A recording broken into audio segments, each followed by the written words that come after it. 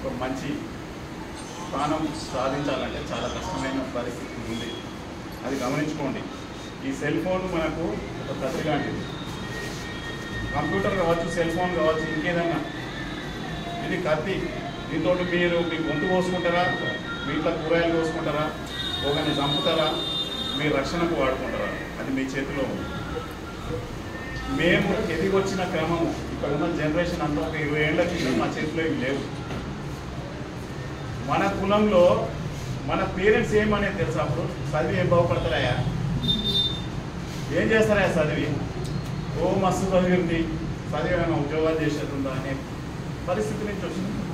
కానీ మీకు లేదు, మీకు లేదు ఆ పరిస్థితి. మీ పేరెంట్స్ మిమ్మల్ని చదివించడానికే ప్రయత్నం చేస్తున్నారు.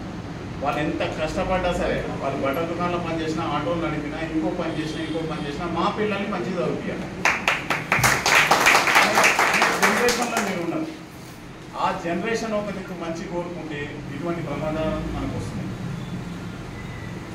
ఇలా వాట్సాప్, ఫేస్బుక్, ఇన్స్టాగ్రామ్ లాంటి సామాజిక మాధ్యమాలే కాదు, మీ జనరేషన్ వచ్చే వరకు ఒక ప్రమాదకరమైన పరిణామం రాబోతుంది. అది ఆర్టిఫిషియల్ ఇంటెలిజెన్స్.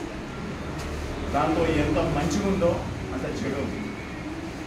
కత్తిని మీరు ఏ వైపు వాడుకుంటారో మీరు ఆలోచించుకోండి. మీ ఆత్మరక్షణకు వాడుకుంటారా, ఒకరిని పంపి జైలు పోతారా? అంటే ఈ ఆయుధాన్ని ఏ రకంగా మీరు వాడతారు? మీ కెరియర్ డెవలప్మెంట్కు మీరు ఈ ఆయుధాన్ని ఇప్పుడు ఎవరిని అవాయిడ్ చేయలేము. ఆ పుట్టినవాడు పిల్లగానికి అన్నం తినాలంటే ఇక్కడ ఫోన్ ఇస్తా అనే పరిస్థితిలో ఉన్నాం. అది అవాయిడ్ చేయలేని పరిస్థితిలో ఉన్నాం.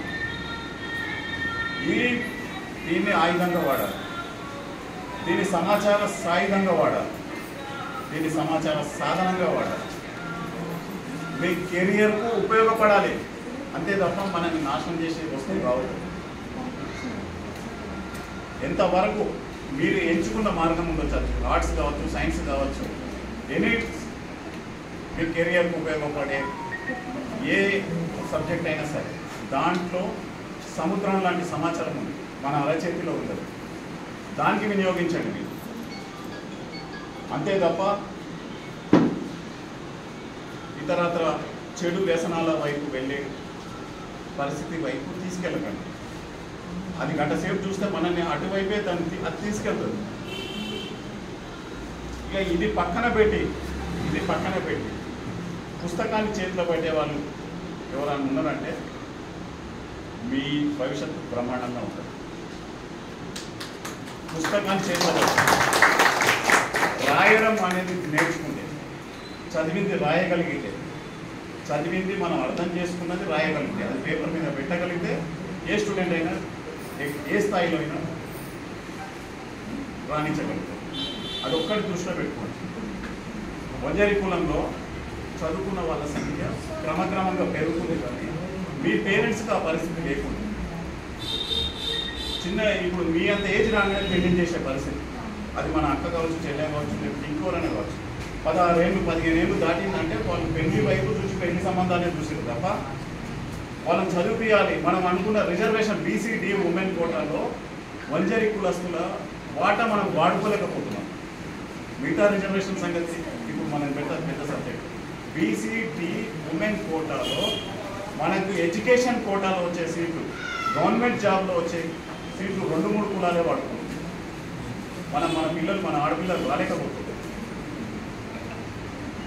33% రిజర్వేషనే కాదు, రేపు 50% పోతుంది. ఎవరికైనా పొలిటికల్ ఇంట్రెస్ట్ ఉంటే రేపు అంబర్పేట లేడీ కావచ్చు, మీరు ఎమ్మెల్యే కూడా కావచ్చు. అంటే